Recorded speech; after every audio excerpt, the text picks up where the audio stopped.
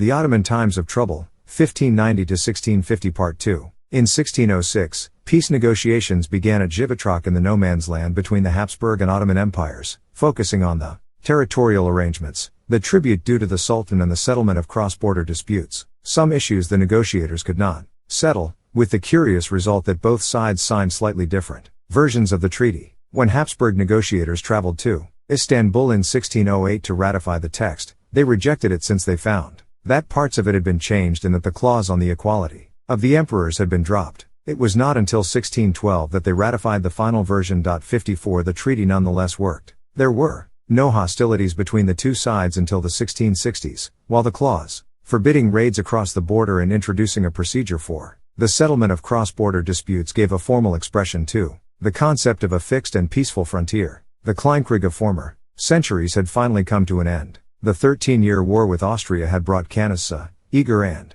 some other fortresses to the Ottomans, but also some loss of territory. It had opened with Sinan Pasha's boast that he would bring the King of Vienna captive to Istanbul, and ended in compromise. It had shown that the Austrians were by now superior to the Ottomans in weapons and tactics, nonetheless, in their ability to continue the war, and, in its last 2 years, to win a series of victories. The Ottomans had shown an extraordinary resilience, 55 particularly since, in these years they were fighting not on one front, but three. The second front was in the east. In 1590, Shah Abbas had, in the face of Uzbek attacks in Khorasan, conceded territory to the Ottomans. In 1598, however, he won a victory over the Uzbeks and, soon afterwards, occupied Herat. Then, using the defection to him of a Kurdish lord as a justification for war, in 1603 he entered Tabriz. The city's Ottoman garrison was absent in pursuit of the rebel Kurd, and, on its return, suffered a defeat outside the city. From Tabriz, Abbas marched to Nakhichevan.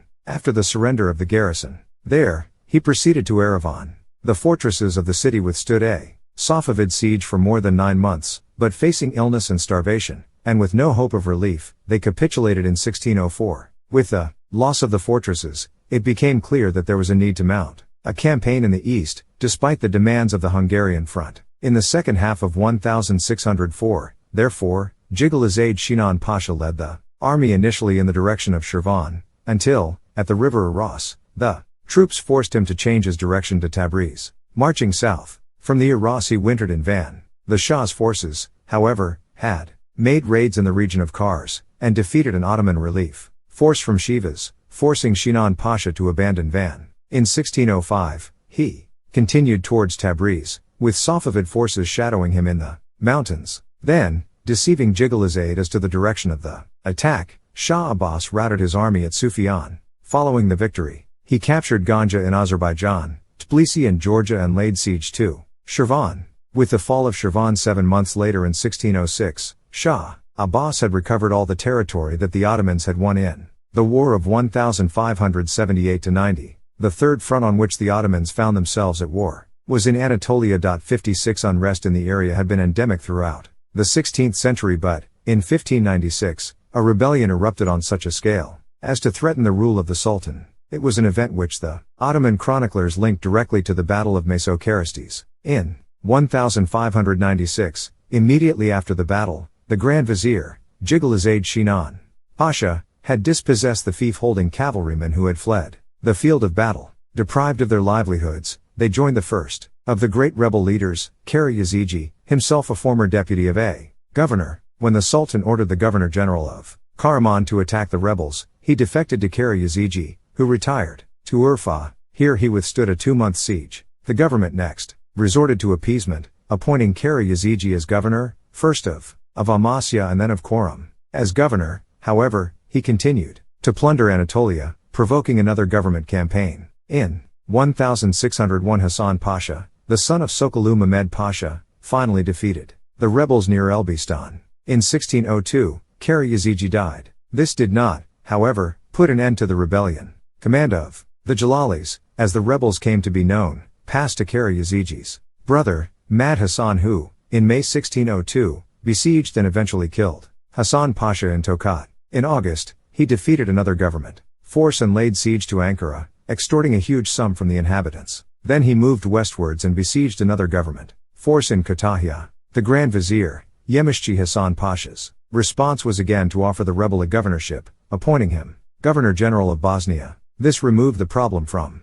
Anatolia, as his rebels accompanied him to Bosnia and then to the Hungarian front, where 2,000 of them perished in the disastrous attack on the island of Chapel in 1603. In 1606, the commander-in-chief in Hungary ordered Mad Hassan's execution. The departure of Mad Hassan and his men did not, however, end the disturbances in Anatolia, as new groups of rebels combined to assault towns and villages and to extract illegal taxes, provoking a great flight from farms and villages to Istanbul and other large towns. At the same time, severe weather exacerbated the plight of the population. Government attempts to defeat the rebels continued to fail. On his march to the east in 1605, Jigalizaide received a command to confront the Jalalis before attacking the Safavids. He failed to do so and, in the same year, the rebel Tal Halil defeated a former governor-general of Aleppo at Bolvadin, provoking Sultan Ahmed to the belief that he should lead an expedition in person. This plan, too, was a fiasco. In November 1605, he traveled to Bursa.